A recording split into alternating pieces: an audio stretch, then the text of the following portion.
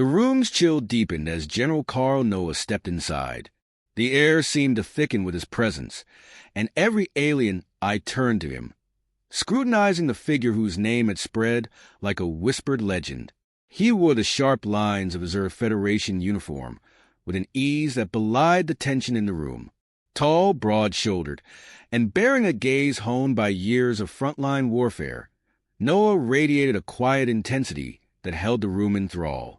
The Council's lead representative, an imposing Garcaron with leathery green skin and narrow, gleaming eyes, cleared his throat with a hiss. "General Noah," he began, his voice gravelly, words carefully chosen, "we are pleased you've come to discuss the terms of peace. Our alliance seeks to end this unfortunate conflict before more lives are lost." Noah took a seat without waiting for an invitation.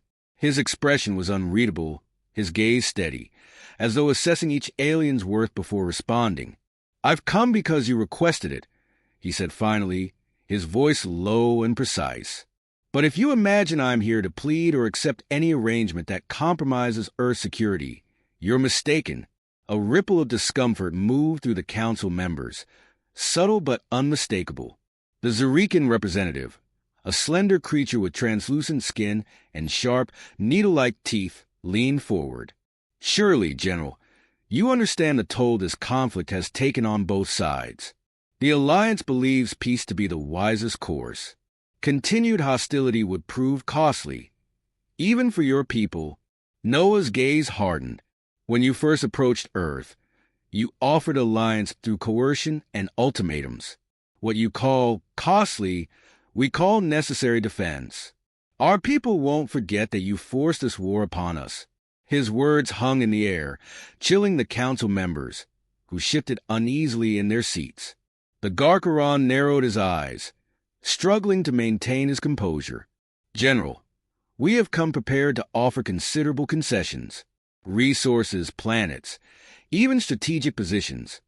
Far more than we would offer to any other civilization.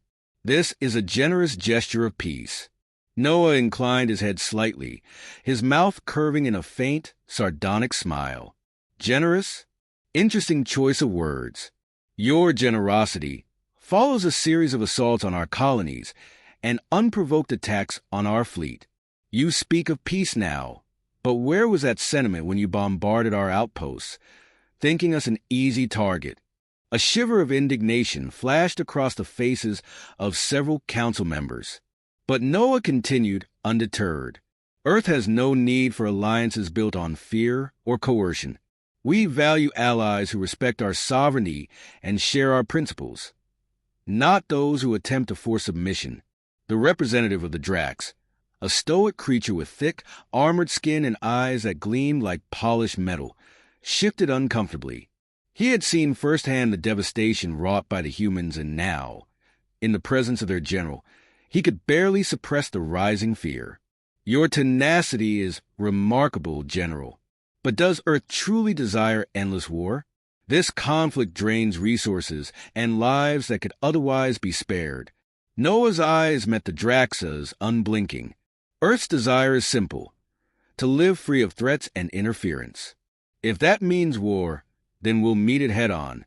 The lives of those lost defending our home are not something we'll dishonor by accepting your terms simply because it is convenient for you." The Zurican representative's lips twitched, betraying a slight snarl. "So you intend to reject peace outright? Is that what you're saying, General?" A silence blanketed the room, heavy and oppressive. Noah's expression remained calm, yet resolute. "I'm saying that Earth will not be swayed by words that are empty of accountability. We have seen your methods. How you choose allies only when it suits you, and discard them just as quickly.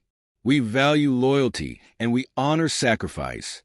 If you seek peace, you will have to prove that you're willing to uphold it on terms that show genuine respect." The alien leaders exchanged uneasy glances.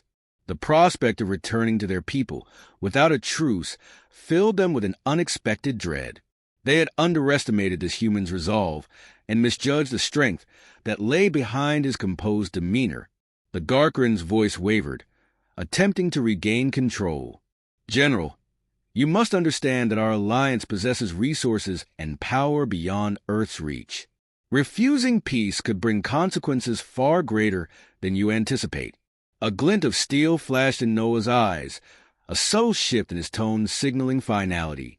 Perhaps, but Earth has withstood forces far stronger than you expected. We will not bend to threats, nor will we sacrifice our values for the sake of so-called peace that you would turn against us the moment it's convenient. Without waiting for a reply, he rose to his feet, casting a sweeping gaze around the room.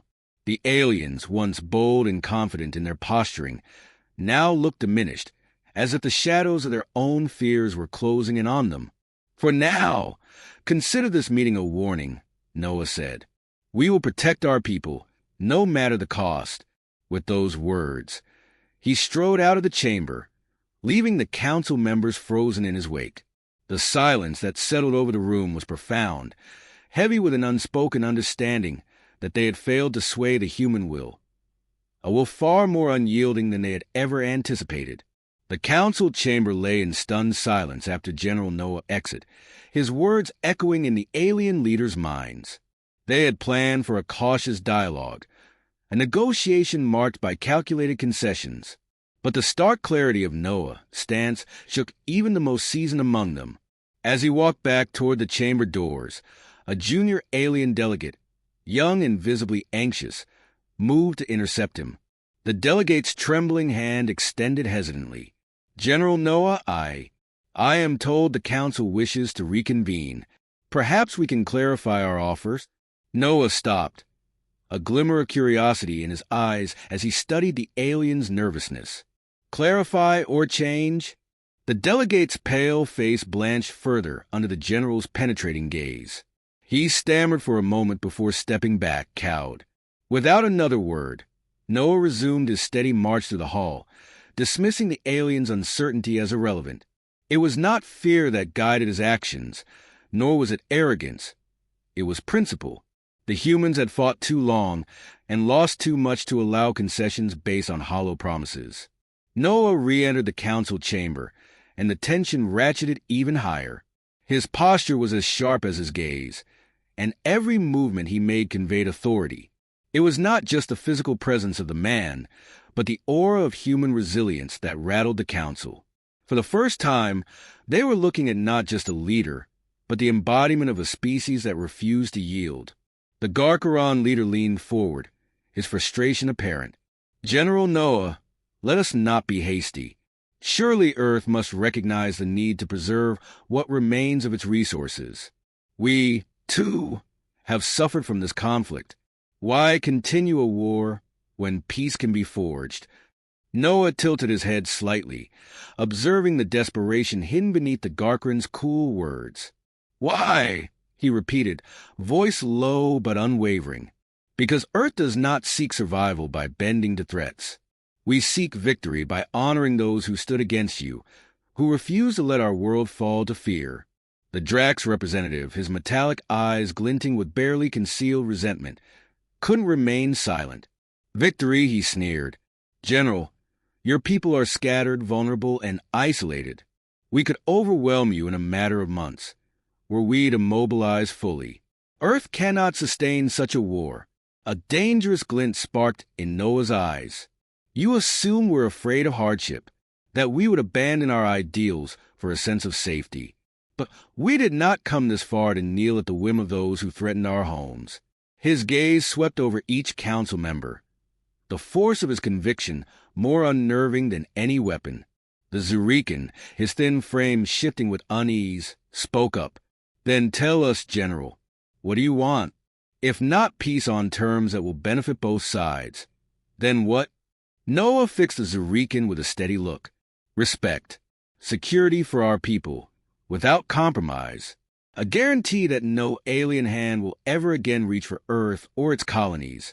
The council members exchanged uneasy glances, a muted hum of concern weaving between them.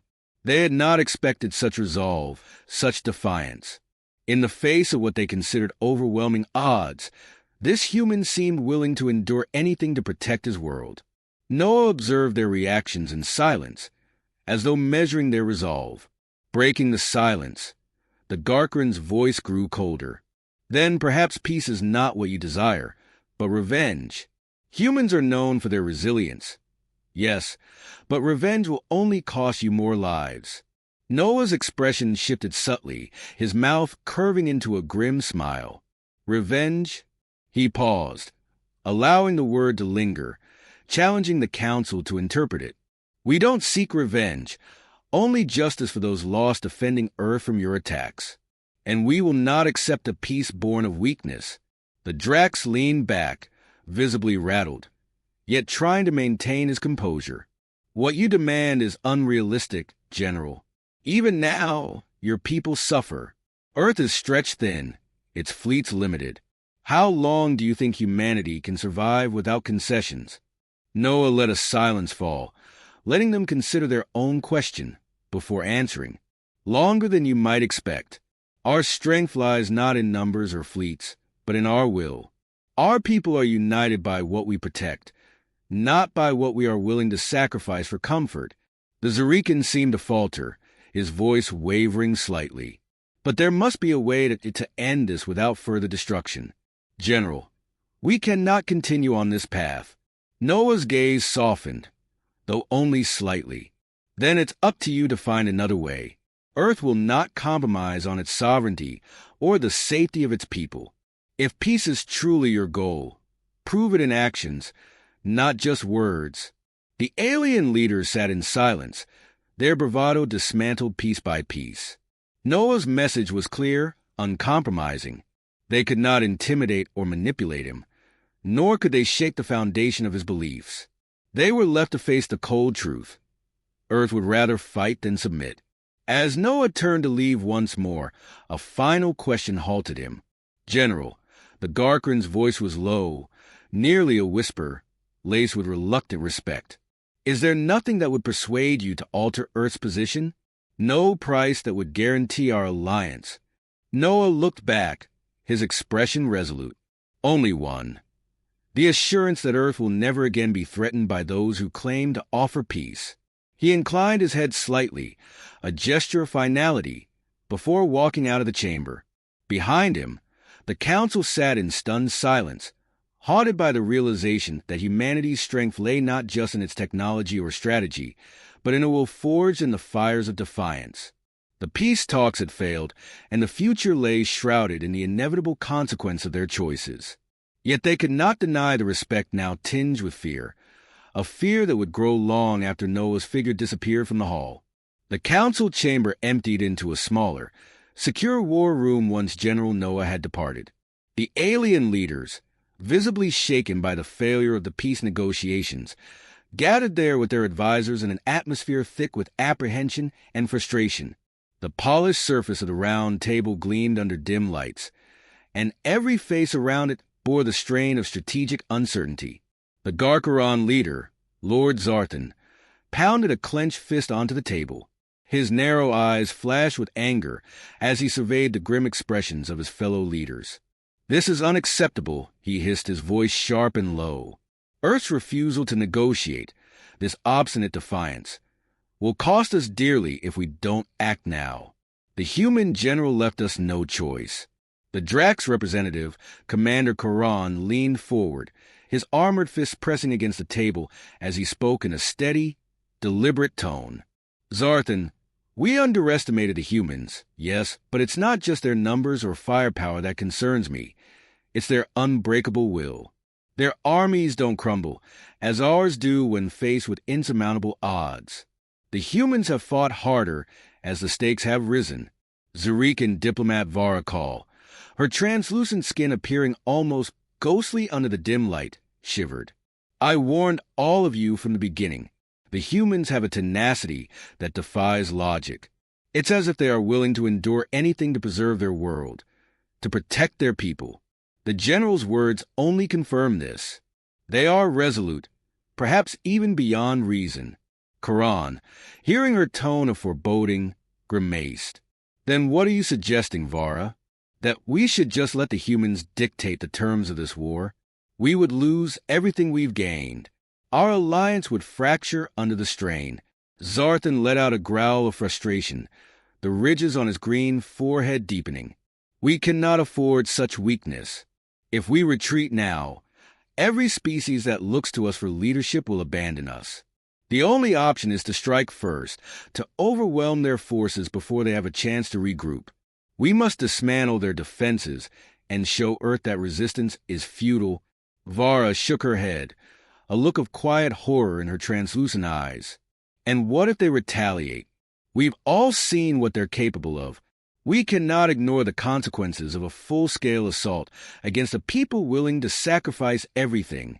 A murmur rippled through the room. The truth of her words was undeniable.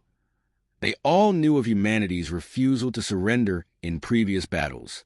The humans had turned seemingly hopeless conflicts into victories through sheer determination and unconventional tactics.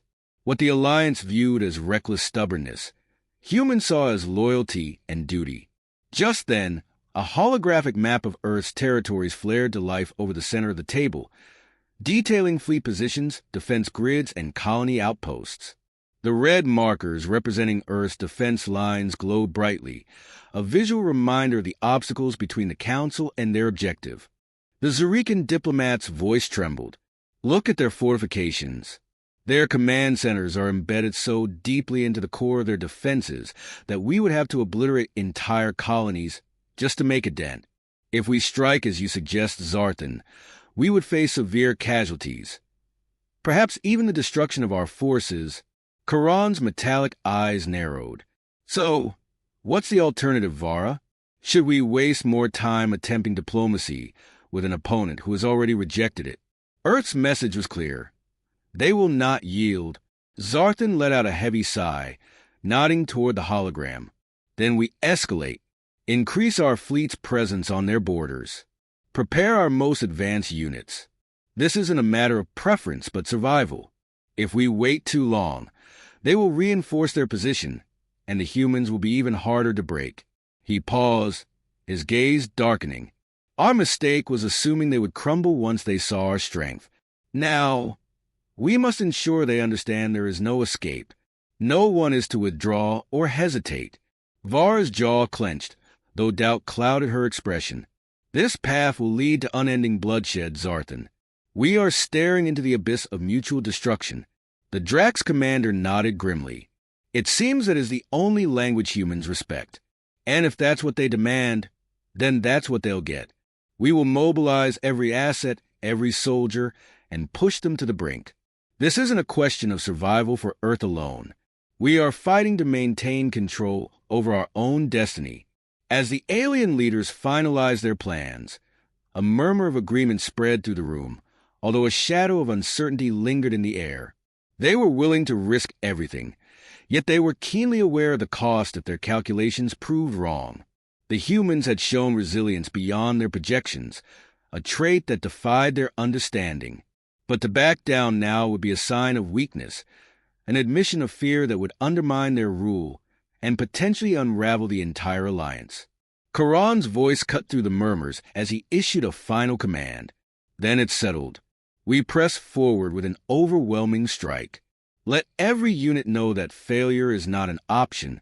But as the leaders filed out of the chamber, the atmosphere remained tense, haunted by the silent dread that lurked in the corners of their minds.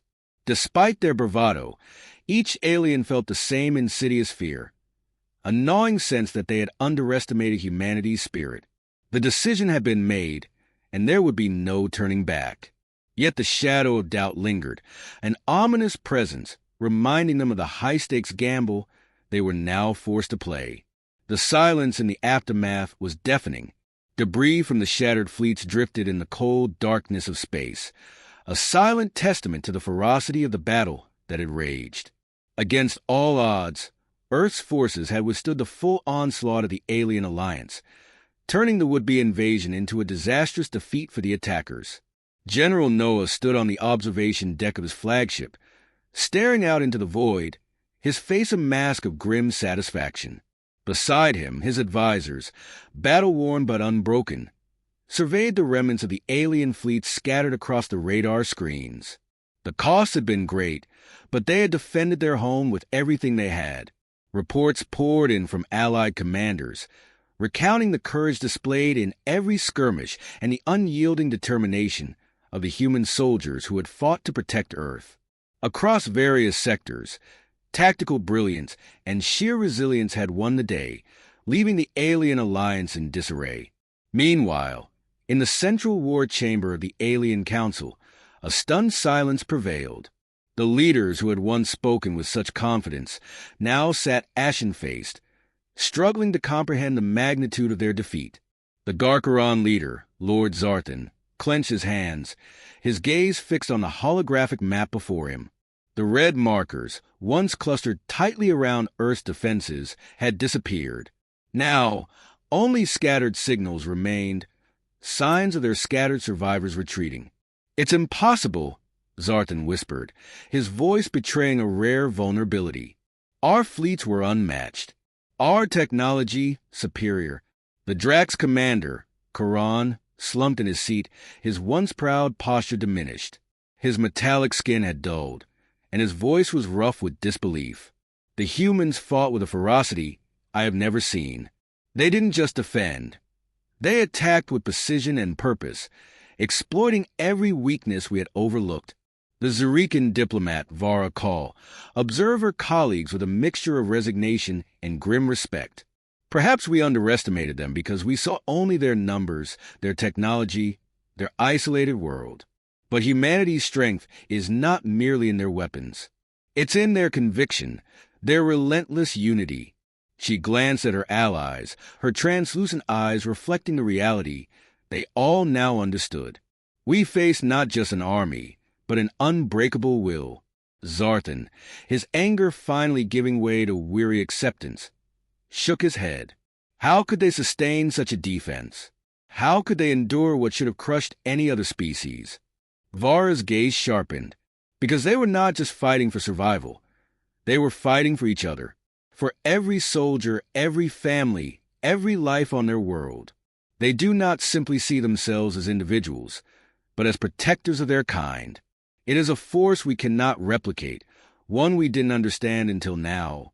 The council sat in reflective silence, each leader haunted by the same realization. Their quest for dominance had blinded them to the strength born from a genuine desire to protect. Humanity's refusal to yield was not mere stubbornness. It was a profound, collective resolve. Karan spoke again, his voice softer. "We cannot afford another defeat like this."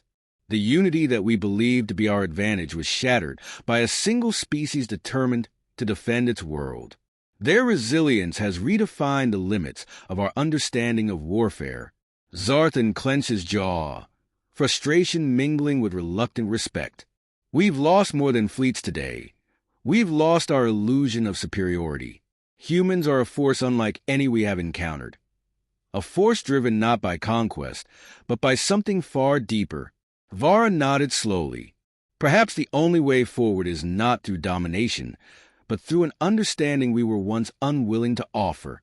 In the following days, the story of Earth's defense spread to the galactic networks, reaching even the farthest colonies. The tale of a single world that had stood against an alliance, weathering everything thrown its way, sparked a wave of respect and fear. Even species once indifferent to humanity's fate began to recognize the unparalleled strength hidden within their unyielding spirit. In the shadowed halls of council chambers and across distant star systems, humanity was spoken of with a newfound reverence. Their resilience, once dismissed as mere stubbornness, was now regarded as a power to be reckoned with, a strength tempered by the fires of adversity and driven by a loyalty no other species had fully comprehended. Back on Earth, General Noah was hailed as a hero, though he humbly redirected the praise to the countless soldiers, engineers, and civilians who had made their victory possible.